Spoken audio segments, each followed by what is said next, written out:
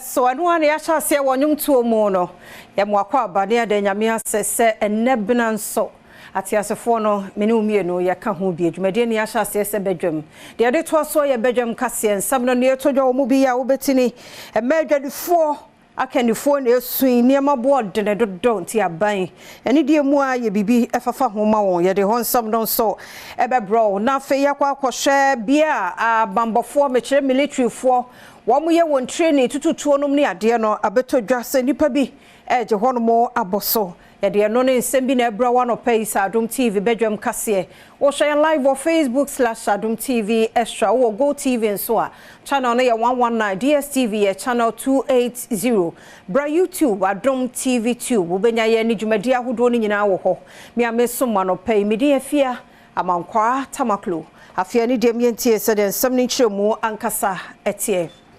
President Dema Greater Accra Market Women Association Mercy Afuakwa Nijan wadi arisha to aban na nimu pasa na niema boa ya den dodo ade kakra bi na wo pato a ukura sika bebre nso niema ketuwa bi ere beba beka wonsa wo city chu ne wo ma ye bodu adwuma no aban wo sere fa wonsa ehya ase na boa ye ma niema ntumi nkoso ye hwehwemu na adwumakuo bi aye na abedatwa sama president den semi tudwa Adom kase etwasui aban ni say grant wo ho small scale loan wo ho yetumi di bua ema no na sabi most of the time sa loan ade no ye hu akiri ntem time ye be hu akiri no ye ne ye kita form ne ye fili say na ye say online on sesika no twabi kase we dwaso for de scholarship we dwaso for de nti yen kase sebi aban no nya hwe waye bi be de waye no enso eni onfa kakra nka ho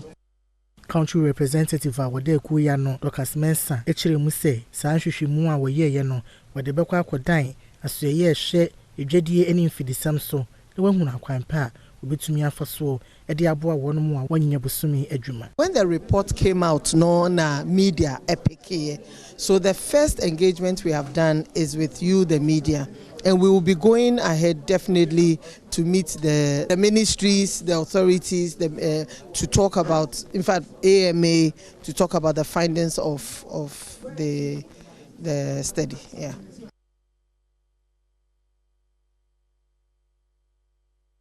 Bayanto akase no aso na babetodwa se nipa bi na wo mo ankasa famra no hye won samu na Peshi Lagoon ho military shooting range ho ene Laboma beach area ho mo ekwakwaje ho aboso ekoba ne sa na de ho hawo ebe branch hye ahodo nti asa bia ni nyina no ewo honom Greater Accra Security Council ya ni quite titles global wo regional minister die ni mu no won ma bo awura ho no mo ka kire wo bibia wo si dan wo peja bibi wo ho won hwe no won twe won ho enfri ho ne ya dada kora won bedu egu ya mane boni kwame anum de akire etwaso fo a wo mo hwe bamboso e won kramante mu na aba lafo asase so yi o hwe ha ne yekoso ha ye se obi si dan a na eben epono pa na afei ne ahu wo mechi no asrafo omo shooting range ahanom so baby a friend of wetland and say epono anase nsuo to na ebofa so a ahana eso nsuo num se na be ya enko kronum enko sei ade na esi wa ne se nipa bi anase nkrofo bi sisi adan wo sansa ase so a Inkramantem so afọ regional minister ne se enam emra kwan so bi anya bibia wa ha biom asrafo no bi e wa ha se e bo ha ne ban ye de beto manim na ma extendi adwuma na mo ye no bambo no mo du ha se ye mpese be wo bia e wa ha se maka kire MC na obi bia wa ha bia no ye ntro de din ye ngi ni contact ye beto nse de afro mo nyina ne ya betrase ye ne amfo no nyina kwan ye be fa so a e ha no ye be send your fata based on the schemes of the assembly no dan na wo no e wo Peshi Lagoon no na ne esi ne se Lagoon no afei omo pia e de anua e ne ebo e fele asese no Peshi Lagoon na wo no eno so e kwa on ze bakano onu akuna osi adan we no wapia baka no obeso osi baka no a emboa emfata ende wana hyeyen nkura se edan we no wi ne mbubu a yebebu soso yeba ne yamfa katapila mba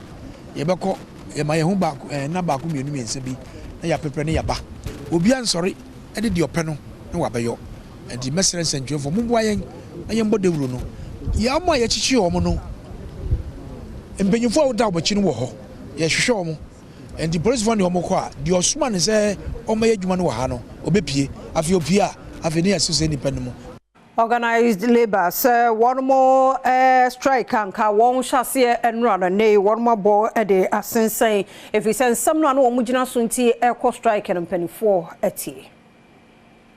Wrote a letter to us, and that is what for us was important, and that letter came only on Saturday. So the only day that we could have called a meeting was Sunday, and as you can imagine, that was difficult. So we met today first thing to call off the strike, and the reason we want our members to go back to work tomorrow is because we have some employers who may punish some of our members if we say they should go back immediately and they don't go. So that was why we said, so yes, you are right. If it had happened in the course of the week, we could have immediately called off the strike. And what you are to us say, one more masnet or some say, one more whom GMO and send some one shan one car. No, we so better was on your buying a design semi in Kitahum. We are asking for some engagement with Senate Board, and we've given them 1 month to initiate that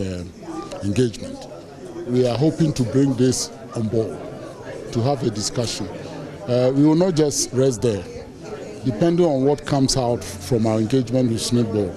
we'll go back and meet the president again. We met him on this matter. He referred it into Senate Board. Senate Board didn't act as we expected. We nearly took this action. And now Senate Board has listened to it. Solidarity forever. Deputy Communications Director, Adom Ghana Private Road Transport Union, Samuel Lamwan, so say one more strike and on one day Abanewe if it's a TUC, Asha won't say one kwejuma. Jumeko bako a womo enehwe ahyen adwuma so eye Ghana Private Road Transport Union of TUC enso ede ne ho ehye sa etuetuan mu na we na womo ede ababeto dwa se etuetuan womo ekoye no womo atwea sensan enam Trade Union Congress TUC enhihye a womo de go akwam se womo entwensan na we na Deputy Communications Director MRGPRTU ahyen ekuo no Samo Amoa ede atodwa se womo ehwe enim se snit 60% shares a woton no wonya ekura so ode koma company fufuro ti sabri amene ukasa die ye san ka kire ya hyenkafo nyina se omonsan enko adwuma na ye nyina no ye hwe eye TUC anim TUC directives na ye di ye adwuma sesi ni ye hwe anim nyina ne se senate beba abonten se shares no enya ade a ye beton biom ya na obi bisa se GPR2 kura aden ne ye de ye ho age sansensima na hyenkafo aden ne ye de ye ho ahyem menu ade edi kan kura hyenkafo pina etua senate informal sector yetua na oba ye national regions nso yetua e de ma yadwuma ye fo Adom TV kasia na oguso ehwe wo Badwam so no na mampani na dodanko akufo ado enra eye bechim tachimentia akomadan kwantempon 40.4 kilometers no akwakopa ho entoma sabeye betumi aboa ma akobadie e wo kwan no so no ebe jojo. The Bechem Techimentia Akumadan Road project carries national, regional, and international traffic, thereby fostering economic development as well as regional trade and integration. The road provides an important link between Joaso, the Ashanti regional capital, the Ahafo regional capital, and Techiman, the Blue East regional capital. In which was I echoed to us to say, Papa Mua, Anka Bambi Beba, now by Fofro in Yuma Washasia, or Jai Eguhono, when you crow Emramet was a Sebeia, or may you bet me a tumpum. Successive governments must build on these foundations, ensuring sustained investment in infrastructure to address the road deficit, and meet the evolving needs of our rapidly growing population. Only Monocronti acting president of that Chimantia traditional area no, and Ampo Cromanti or Tosumiano, Eba Basos wet me by a quay amawomo. And you need the Biana da say, you be Hunquania to say where your member be Biada. Nania and one Kurani say, one fa a quania at say Uncle Tunkanai, now the better attachment Yabon Tinsua. Yeura, the anonymous air country when he said, near why ye. Yeni enchirima eni enana nkanso anu nyina eyo mfiri wo da biara da na ye be ma wo asida piesie nsusu a wa wo be hu settlementia yenya sabi akwatafo du a wonum ko Yesu okokode ayaresa ba ko pe kokoda na se no. Can you remember now waka subsidiary legislation committee ho na oyam rasebedwane de ma Asante Achim North eyora Andy Apiakubi ono e de adwen bia baso susu se ajudge for doctors yemfa one more enka akwantempo ho akwanya no yemfa omo nka ho bi te se bia obi yare na ambulance de ne aircross se de ma kwan bank sika no kwa se de ma kwan no ajudge for any a doctor for so omunya sa akwanya ne bi munsam ene. I have personally in my practice seen a judge, a high court judge, who will have to come to the court. He says he leaves home at 4 to be able to get to the court by 5. And he will have to wait until 9 for the court to commence. When he finishes, normal job, 4 o'clock, he will have to wait until 8 o'clock, 8:39 to leave the courtroom to go to his house. And indeed, one will say that the 3 or 7 hours put together, the hours put together will be 7 hours. So the 7 hours he could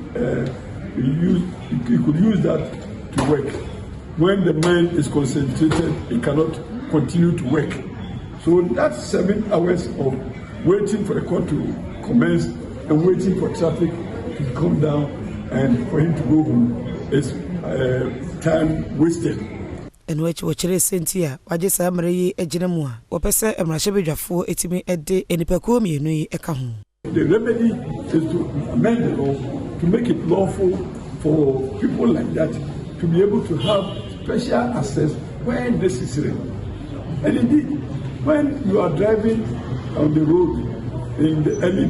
hours of the day or late hours of the day, you don't really need any siren to, or you don't really need any special access. Director General Ma Ghana TVET Service aye mawusi no de ko aweti obo Adom TV abasopa wo niema ahodo aye ne titiru wo nsa no nyuma ekwan a adehye wo sa nimde no ye yi wo no pie ne titiru pa no fa adepam ho na season 2 no winner no emo ahodo ya TVET de bo aye ene enhyehyɛ ahodo e wo na kwan so se ne bebe biom nso mbeye de abo no oni Adom kase edi nkomoye Asida edema Adom TV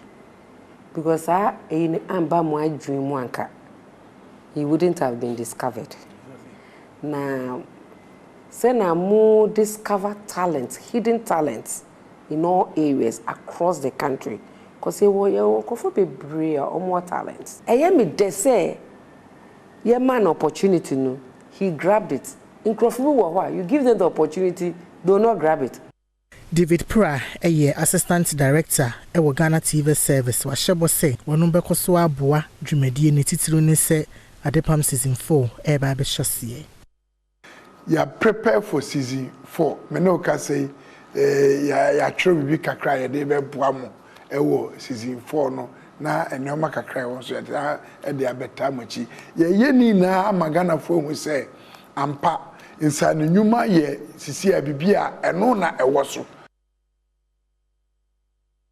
Aminya no sora Adom TV Badwam kase na hana bema kwan na no pay ye de asiase dan koma omre no wadaje a wo de famie koso anani yentina fisa fei ene ye ba de obonkrata no eso na fe online de no so ye de aka ho amawo Share live on Facebook/Adom TV Extra, Go TV 119, DSTV 280, or YouTube Adom TV Tube. Emrebe Munswa, Wangasa Wanyo Adaji, no kwadomonline.com so ubenya ye nemo mi yakasa sisi ide Adom online no tutuichi kakra abamuntu logi ko hono mawunya nanso engineers ni guso ya wo ye ho adwuma medi afia amankwa tamaklo ye basisi ya ye nche ekwaba